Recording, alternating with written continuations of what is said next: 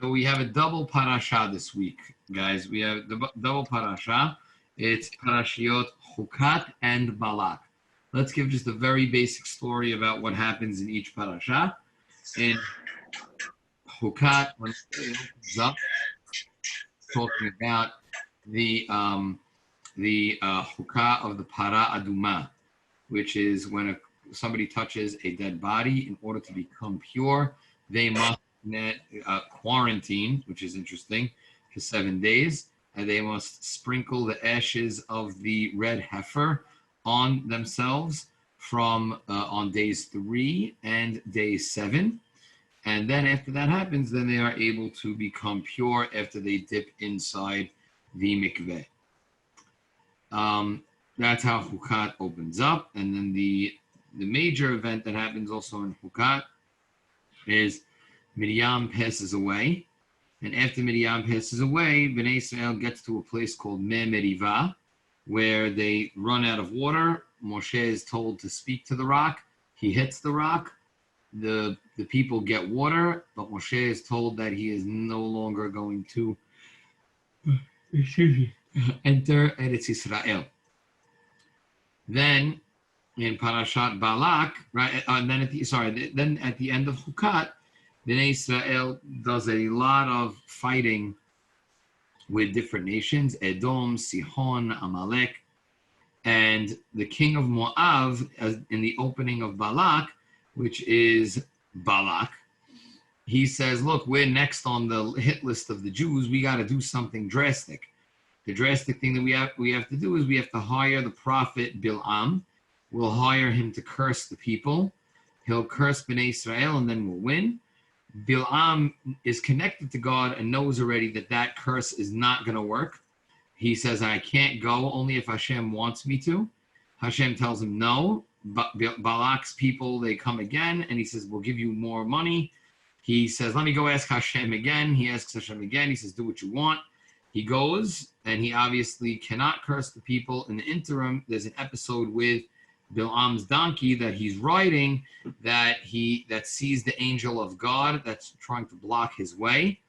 Only the donkey sees it. Bil'am does not see it, in a very embarrassing turn of events for Bil'am. He hits the donkey, says, what are you doing? In a staggering prophecy, according to Rambam, or in real life action, Hashem makes the donkey talk and turn around to Bil'am and say, what did I ever do to you?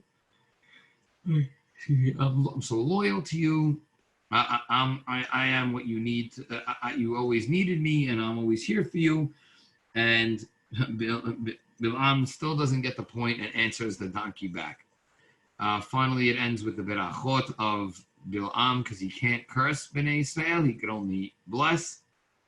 And Bnei Israel are blessed. At the end, what happens is that Moab gets there. If Bil'am doesn't work, what does work? The art of seduction by the Moabite women. The Moabite women come into the camp. They seduce many members of Bnei Israel to sin with them. They start sinning. There's a tremendous plague.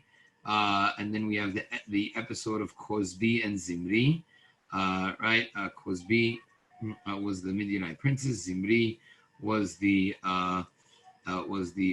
chieftain in Israel, and they are sinning physically and engaged in intercourse in front of Moshe and the people. Finally, Pinchas gets up and stabs both of them, and the plague ends. And that's the very, very, very end of Balak. Next week, we'll see Pinchas's reward.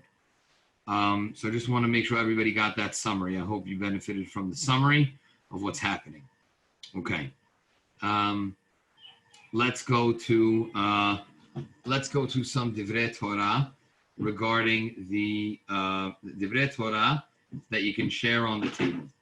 So the first Divrei Torah that I would like to highlight comes from the beginning of the parasha.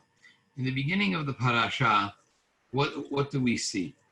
We see that it says in the Torah that we're trying to introduce, as I told you before, the hok, the statute of the Torah, which is a person who becomes tameh met. Interestingly enough, there's two different ways that a person can become tameh met. Tameh met means impurity by coming in contact with a dead body. There are a few different ways to come in contact with a dead body. One is by actually touching. When a person actually touches the dead body, that's the simple way. The simple way for a person to say, this is how I came in contact with the dead body. There is another way that a person can become tameh, and many people who are kohanim, they know this, and they understand this. This is from our parasha. When we look at it, it's a very famous pasuk. But before I go to the pasuk, I'll just tell you about it for your own knowledge. It comes about when a person goes into the actual room with a dead body. Now, this only applies to a kohen, but it nevertheless, it does have its ramifications for all of us. So let's just take a quick look. I'm just going to share my screen with all of you, and this way you could just see it inside. And why is it important? Because there's a play on words in this week's parasha. So I just shared the screen. When it comes up on your screen, just give me like the virtual thumbs up, or just say, yes, Rabbi, I see it. I'm just waiting, I don't see. Taking a minute on my screen, I'm sorry. Okay. Now I think you should be able to see it. Okay. Robert and Sam, Myrna, you guys can see it? Yeah, we got it. Okay, great. So this is the beginning of the parasha. So Vaydaber Adonai Moshe ve'el Aharon lemor. Zot pasuk number 2, which I'm highlighting, and you have the English. It says Zot Huqat HaTorah. These are the statutes of the Torah. Asher Siva Hashem lemor, that God commanded, saying, Daber b'nei Israel v'chodecha bara duma tamima, asher en ba'mum, asher lo aleha ol. Right? Where this is where it happens. Where a person is when they actually touch the dead body. This is what you have to do. You have to bring the para aduma. When does it apply to? As we said, touching the dead body. And let's scroll down. The next time it says, Zot Torat Adam ki yamut be'ohel. This is the ritual when a person dies in a tent. When a person dies in a tent, there are a lot of different rules. Kol haba el ha'ohel v'chol asher ba'ohel yitma shivat yamim. Anybody who was in this place, anybody who was in the ohel with the dead body, and any open jugs, which we'll see in pasuk 15, and anything that was in the ohel, how long are you impure for? 7 days. Okay, we could live with it. We can analyze it, but what's the message for us? When we look at it, the rabbis have a very clear passage when they say Zot Torat Adam Ki Yamut Ba'ohel. These are the statutes of the person who dies in an ohel. So what does that mean? These are the statutes of a person who dies in the ohel.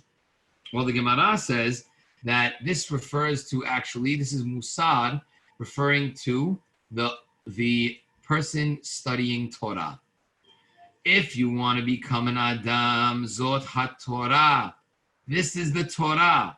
Adam, a person who wants to become a high-level person, an Adam, a real man. What does he have to do when it comes to Torah study? Ki yamut be'ohel. He has to kill himself in his tent, constantly learning, constantly steiging, missing events, missing family functions, not taking care of himself, sometimes even physically. Right? We're not encouraging that, but it could lead to that where he is totally consumed by learning Torah, and he can't think of anything else. How could he give more classes? How could he spread Torah? How could he I don't know, reach more people.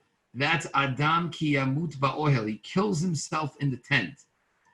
So our rabbis see that this has something to do with learning Torah.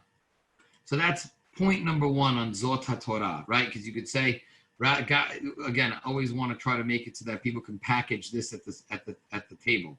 So what do you say? You say, boys, girls, ladies, everybody at the table. This week's parasha is Perashiyyot Huqat. We learn about coming in contact with a dead body, how to become pure. Not only touching a dead body, but even if there's an Adam ki yamut be'ohel, even if there's a person who dies in the tent. But let me ask you something. Do you ever pay attention how that's introduced? Zot HaTorah. This is the Torah. Adam ki yamut be'ohel. That's very odd. This is the Torah. It should say Zot Huqat HaTorah. These are the laws of the Torah. Zot Mishpat HaTorah. These are the Mishpatim of the Torah. Should say something like that. Something.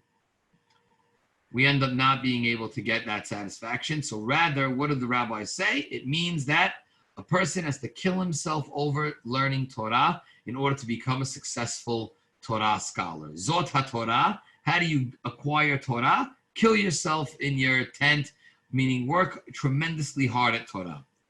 Part A. Part B is I just want to share with you something beautiful that the Hida, all right, Chaim Yosef David Azulai, the Hida, you've heard of him, Sephardi Chacham. What does he say? He says the following. He says, and he puts a very positive spin on this. He says, Zot HaTorah. He says, what does Zot HaTorah mean? Not this is how you acquire Torah, but Zot Ma'alat HaTorah. This is why Torah is elevated and exalted. You know why? Adam ki yamut, comma, look how he puts he says, when a person dies, even when a person dies, what happens? Ba'ohel, or be'ohel. He'll still, when a person learned Torah, or said a hidush in Torah, Adam ki yamut, when he passes away, he's still in the ohel. His legacy stays down here in the Bet Midrash. It stays down here in the study halls. It stays down here in his shul. It stays down here in his house. And this is a hint, the Chidah says, to what our rabbis tell us. Anybody who says a piece of halacha or a dvar Torah in someone else's name, right? Ba'olam hazeh, siftotav dovavot b'keved. He says, if you say, and let me give you the imagery, because and in his zechut in our community, I don't think you can go a day without, let's say, from our community, Chacham Baruch or Chacham Yaakov Katzin or Chacham Ovadia Alehem Shalom Zichres Sadikim Lebracha. I don't think you can't go even one day without having mentioned their names. When you mention their names, look, it's eerie. But look at the imagery that they're saying, the rabbis teach us in Sanhedrin. When you say a piece of Torah in the name of somebody who's deceased, their lips are moving inside the grave. Crazy, right? It's a crazy imagery. Now, I don't know if it's true. I was never inside the grave. I would believe it. But I think what the Gemara is trying to tell us is that that person is never dead. When you say Divrei Torah, you know how important Torah is? And by the way, this can happen not only for the rabbi, it could be, my father always used to say, if a person is well learned or he learns a daf of Gemara very well, and he comes home and he shares it with his family, or he always learns Pirkei Avot, and he always shares something, and then when he passes away, his kids share something in his name, Adam ki yamut, according to the Chidah, look at what this, Zot HaTorah, this is how powerful Torah is. Adam ki yamut, when a person passes away, be'ohel. He stays in the ohel. That's how a person has legacy. A person has legacy through the Torah that they teach, through the Torah that they share, through the Torah even that they create for the others in the other generation. So we have two different ways to understand the Zot HaTorah. The classical way that the rabbis taught us, that you got to kill yourself and you got to work hard on Torah.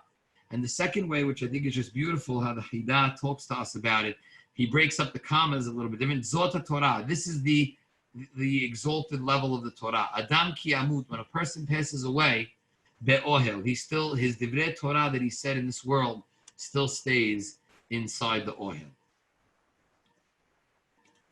Questions or comments just on that piece of Torah, if anybody would like to comment. Anybody, Sam, Robert? No, we're good? Okay. All right, so I'm taking it that everybody understands it, liked it, and now we're ready to move on. Okay. Next, here we go. The next piece that we have now is we're going to keep it with the Meh Meriva. Meh Meriva is the waters of strife. So for part one of Huqat was this, the Para Aduma, understanding purity, etc. And now we gave this on Zot Huqat Torah. Now let's move on to Meh Meriva, the waters of strife. And when we look at the waters of strife, we see something very odd regarding the waters of strife. What is the very difficult piece of the waters of strife? So we see a couple of different aspects of the waters of strife. First of all, I want to share just a Mishnah as well as a Gemara in Masechet Arachin. Masechet Arachin talks about the value of a person, right? The value of a person in terms of the value that a person has. Let's say how a guy is 30 years old and never injured before and single. What's his value in the marketplace? A woman who's 18 but had a baby, what's their value in the marketplace? There's an entire Masechet that talks about different aspects of these people, of the value of people, and that's called Masechet Arachin. In Masechet Arachin, it tells you the 10 times that Bnei Israel challenged Hashem and challenged Moshe. What's very interesting is that 9 of those times happened in the first 2 years of the Bnei Israel being in the desert, and ends with Korach and the Meraglim. Times 8 and 9 are Meraglim and Korach, what we just read about. Time number 10 is our parasha in Meh Meriva. There's only one problem, or not a problem, but just a very interesting nuance. Our parasha happens 38 years later. 38 years later after the events of Korah. Meaning in between Korah and Meh Meriva, Bnei Israel did not challenge Hashem at all. There was no sinning. 9 times in the first 18 months, we'll call it, and then once in the last year in Meh Meriva. What's going on? Don't we think it's on? Now, this is not anybody's opinion. It's based on the Gemara. The Mishnah that says that it was challenged, and the Arachim lists all of the times. Complaining, hitting, the man, the Slav, the Nekoshesh Etzim, the Korach, Meraglim, all of them happening in the first year and a half. Are we led to believe? So what changed in Bnei Israel between the first year and a half and now 38 years later in year 40? Anybody want to venture a guess? We'll give 30 seconds. Anybody want to venture a guess? If you do, just unmute and we'll let anybody share if they want.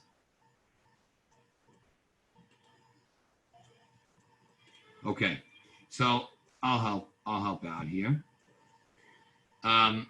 Here's the concept. Rabbi Fran says something amazing. And this you could also share on the table. Again, how would we share it on the table? Review the question like I just said. You say, look, this week's parasha we read about, based on Masechet Arachin, Bnei Israel challenged God 10 times. The 10th time is in this week's parasha at the waters of strife. The previously 9 times end with the times 8 and 9 are Korach and the Meraglim. The last two Perashiyyot that we did, Meraglim and then Korach. Shlach and then Korach. So what happened then? 38-year break and then Meriva. What happened? All of a sudden, the Bnei Yisrael became the most righteous of Tzaddikim, and then all of a sudden they went back. What happened? So Rabbi Friend shares a fascinating insight. He says the following. He says that what is it about the human nature that hold on one second.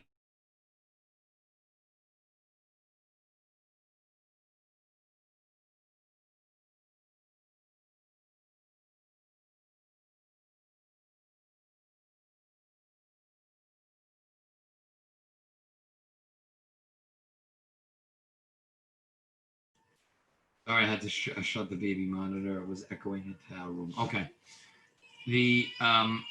That's the actual baby. Sorry. Okay. What is the concept? So Rabbi Friend says the following. Rabbi Friend says that this is an insight into human nature. When do human beings have the greatest challenge in connecting to Hashem? When are we at our weakest? When are we at our most vulnerable?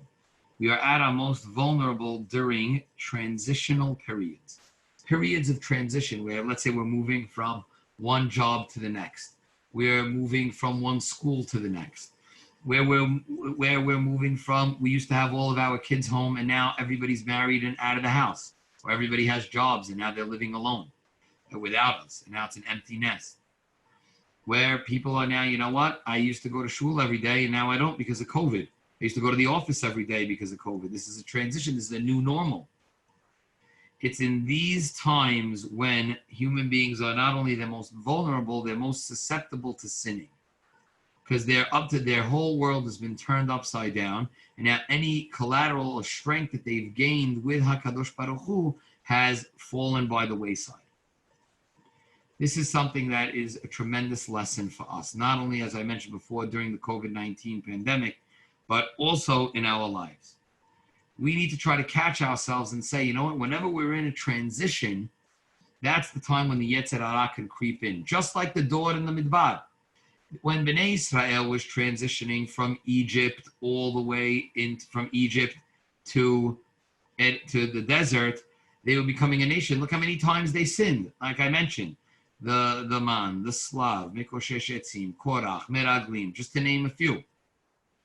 Why? Because this was a transitional period. They were leaving the slave nation and the slave mentality. So many sins. They couldn't, when they were trying to become a nation that was ready to go into Israel, then they said, we're about to change any moment. We're about to go from Egypt into Israel. This is a transitional period. Once they sinned with the spies and with Korach, that's it. They were ready to get punished. They're like, listen, 38 years in the desert, thank God now we have some normalcy. So there was no sinning. They were coasting. They had their food, they had their water, they had everything. And once they had all of those things, they were really fine. They were fine, and they were able to, say, I have normalcy in my life. It was in the transitional period in the beginning of the Midbar and in the transitional period at the end of the Midbar where they sinned. Because it's a transition, that's why things went wrong. And that's a tremendous message for us. We need to understand that with us, whenever there's a transition, we need to be very careful. We have to catch ourselves and say, I'm transitioning. Let me double down on my mitzvot and try to make sure that I block out the Yetzer Hara. It's not a time to coast, because if I coast during that time, the Yetzer can get me. But if a person catches and understands that during a transitional period, it's time to reconnect to HaKadosh Baruch Hu, or talk it out at least with the human being as to what's wrong with us, then a person can stay successful. You know, I think it's a real. I'll quip for one moment about what's happening now with the coronavirus. It's extremely difficult for a person to. It's extremely difficult for a person to say, you know what, I'm coping with this and I'm trying to understand what's happening. But you know what? You know what's happening? Person says to himself, says, you know what? Things are changing. My world is changing. When I have these transitional periods, what do? So the first thing that a person does is say, you know what? This transition is too hard. It's too difficult. And when a person has that transition, what do? They revert back to their old habits and say, you know what? Time to give up. That's really where it comes from. We have to do the opposite and do what Bnei Israel did. And when Bnei Israel said, you know what? It's a transitional period in the desert. You know what I have to do? I have to double down. I have to say, you know what? Now is the time when I have to reach down deep, really connect to God, see what's bothering me, and see how I can fix it. When a person does that, that's the message. That's how you can answer the question. And I see ID came on. What's up, ID? Welcome. That's what you're all about. That's it. We're all about over here, ID. I came in at the right time, I think. Came in at the right time. You're going to bail me out now. I'll bail you out for sure. You always do, Rabbi. I always do. I'm just going to mute you so that you can get the full effect. Full effect. Ready? So watch. What are we going to say? Just a brief summary on this Devar Torah. What are we going to say in our Shabbat tables? We're going to say, isn't it interesting how the sin of the water, Meh Merivah, of Bnei Israel looking for water, happened 38 years later after their last sin. Gemara in Masechet Arachin says there were only 10 times, 10 is a lot, but 10 times where Bnei Israel challenged Moshe and Hashem. And time number 10 is this week's parasha. Why 38 years in between? Why would 9 challenges in the first 18 months and the last challenge is in the last year? And the answer is because of transitions. When a person is in a transitional period, in the beginning 18 months, Bnei Israel was going from Egypt into the desert, and they were ready, had they not sinned that last time, they were ready to go into Israel. Then Hashem put the kibosh and said, 38 more years, you're going to go in the desert. So at that point, they took a deep breath and they said, we have some normalcy. In the last year, when they were ready to go into Israel again, they sinned with this Meh Merivah. So we're warned by this in order to make sure that we are mindful of transitions. And whenever we have a transition in our life, we will make sure to double down our efforts to Hashem and connect to Him. That's Devar Torah number 2. Now we're going to do with the time remaining. I have 9 minutes. We're going to do the final Devar Torah, the third Devar Torah of the evening. This third Devar Torah of the evening has to do with the Moshe Rabbeinu's sin at Meh Merivah. Meh Merivah means the waters of strife. What happens? Bnei Israel comes to Moshe and says, we don't have any water.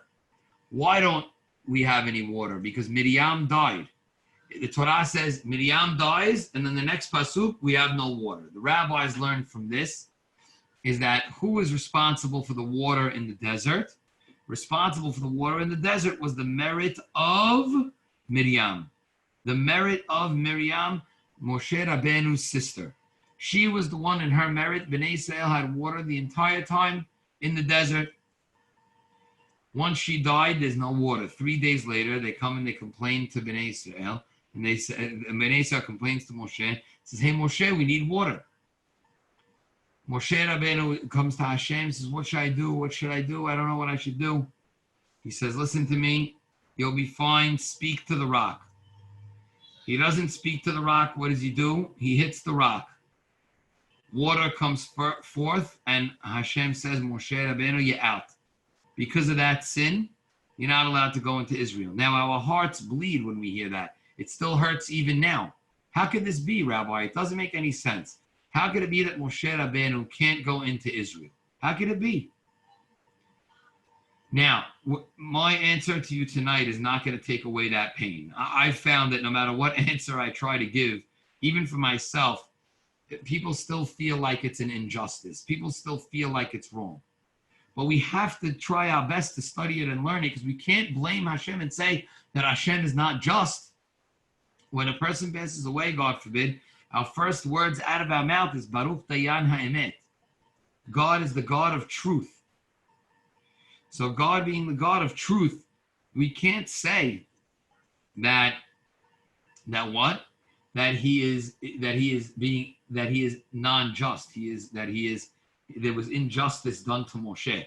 We have to struggle as human beings to understand and really get down to the root of Moshe's sin. I'm going to share with you 4 interpretations, 4 that you can share on your table, that the rabbis say, what was the sin of Moshe? Number 1 is the one that you all know that I just said. That's Rashi. What does Rashi say? Rashi says, look, Hashem said, speak to the rock. Moshe didn't have faith that it could happen. He hit the rock. Therefore, the sin is in the hitting. That's answer number 1. Answer number 2 is by the Ramban, no, with an N. Ramban says the following. He says, no, it had nothing to do with Bnei Israel, with him hitting the rock or not hitting the rock. Moshe Rabbeinu knew that he could hit the rock, that he was able to hit the rock later on. What was earlier he had hit the rock and water came out. What's wrong with that? Not go into Eretz Israel? The Ramban says, no, it's because HaKadosh Baruch Hu actually went in and said, he said, wait a second, what did Moshe Rabbeinu say? Moshe Rabbeinu said that, if you pay attention, it's we will bring forth the water. Oh, really? He said, we will bring forth the water? Not that we will bring forth the water. Who will bring forth the water? Bringing forth the water is going to be Hashem's job. It's not you. You're just an emissary. So according to Ramban Nachmani, right? Ramban Nachmani makes sure that you understand that it's what? That it is a problem in how Moshe and Aaron worded it. They said it's up to us. They got almost haughty. You can't be haughty and be a leader. It's not you that's bringing forth the water. It's Hashem that's bringing forth that's bringing forth the water. So now what happens? We have another definition, another explanation of the sin, and that is Abarbanel. Abarbanel says, you know what the explanation is? No. The Abarbanel says the reason why Moshe got punished, again, and he connects, and everybody, Ramban so far, same thing. Ramban says arrogance, you can't be a leader. Rashi, lack of faith, you can't be the leader, so you can't go into Israel. Abarbanel says it was weak leadership. How was it weak leadership? And I spoke about this in my, I highlighted this in my Instagram Devar Torah today. Go check it out. Is that the first reaction, once Bnei Israel come and complain for water, what does Moshe Rabbeinu do? Moshe and Aaron, they run back to Hashem and they fall on their face. You're falling on your face and saying, what should you do? I'll tell you what you should do. You should take the staff, and what should you do? You should bash them over the head with it, Bnei Israel. This is what you're doing. This is what you guys, after 38 years, this is how little respect you have for Moshe Rabbeinu and for Hashem. You don't think Hashem is going to take care of you? And Moshe, which we'll get to in the next thing with Rambam, does say, Shim'una Hamorim, listen to me, you wayward people. But he only says that after they retreat and they go back and they come literally crying to Hashem. Abarbanel says, you know what? That was the sin of Moshe. The sin of Moshe was his first reaction to the Meh Merivah scenario. His first reaction was run and hide. You're running and you're hiding from this people that you brought through all of this, through 38 years in the desert, and they've earned your respect, and now I expect that from the people, and most of the people who sinned were dead. Moshe Rabbeinu, you don't know how to use your street cred and how to manipulate, and not even manipulate, how to guide the nation. If that's the case, then what do we see? Then you're really nothing. You're really not somebody who is able to lead lead these people, to lead this nation. When a person needs to lead the nation, then when a person leads the nation, he understands that he is the one in charge. We need tough love sometimes, and sometimes we need a soft hand. But according to Abarbanel, this was a time when Moshe had to be tough, and he wasn't tough. Instead, where did he take out his anger on? On the rock. You hit the rock? Who should you have hit? You should have hit every person in Israel. You should have yelled at them and said, given them the staff, right? I know Erwin tells me stories about different rabbis that way. If he walks in late, he gets whacked. He gets the staff, right? Sometimes you need to get the staff, Erwin, right? Sometimes you need to get it. Moshe Rabbeinu missed that chance. He missed that opportunity. He missed that opportunity to do that, and that, according to Abarbanel, was his sin. And finally, the fourth one, which is the one that I think we can learn the most from, in my opinion, is the Rambam. The Rambam says, and this is every time I say it, I give myself the musar. Musar meaning the lesson. What's the lesson? Rambam says, no, go back. When Bnei Israel are being yelled at by Moshe and Aaron, and Moshe says, Shim'una hamorim. Listen, O wayward people, or listen, you rebels.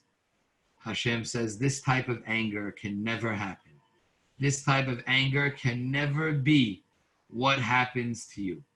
This can never be. If you're a leader, you cannot publicly yell, publicly rant from the pulpit. And okay, you can yell and be passionate from the pulpit, but to insult and to rank people out and to degrade, that's the word, to degrade the entire congregation, the entire holy people of Israel, is inappropriate. You cannot do that as the leader. You cannot do that as the leader. You cannot do that as somebody who is in the leadership position. And Rambam goes so far to say, Moshe Rabbeinu was being watched as if he was lahavdil, a national or a worldwide celebrity or a basketball player. Sometimes these basketball players, they say something like, oh, did you hear what the basketball player said? Why should I care? Because they deify him. Lahavdil, millions of havdalot. What happened with Moshe Rabbeinu? Moshe Rabbeinu is somebody that they were going to deify for the entire world. They were going to deify it for the entire, whatever Moshe Rabbeinu did, everybody was going to look at him and say, that's how you have to be. So really, Moshe, you're allowed. So I might look at the Torah and say, you know what I can do? I'm allowed to say, Shim'una hamorim. I'm allowed to say, listen, O wayward people. Once I have the wayward people, I'm allowed to just say, I'm allowed to get angry. You're not allowed to get angry, like Moshe said. The fact that Moshe got punished, it says Hashem said, I'm angry at you, Moshe, you need to get punished. You can never get angry like that. You would have ruined, if I didn't punish you and punish you severely, everybody would have thought, yeah, look, I could get angry like Moshe. I could degrade people like Moshe. And Rambam says that was the sin. So we have 4 different approaches, and each one is something to learn from. And either way, Moshe was such a great person and such a great man that he had to be careful even by a hair's breadth of his midot. So we have to, even though we're talking about it, we have to do so with respect and reverence to Moshe Rabbeinu. But bottom line, from our last Dvar Torah, we learned, you could say at the Shabbat table, why was the punishment so harsh? You could use any of the 4 that I gave you, but I would use the Rambam, and I would say, you know what the Rambam says? The Rambam says that it was because of the Shim'una hamurim. So we need to take that as a lesson for ourselves to try to always curtail our anger.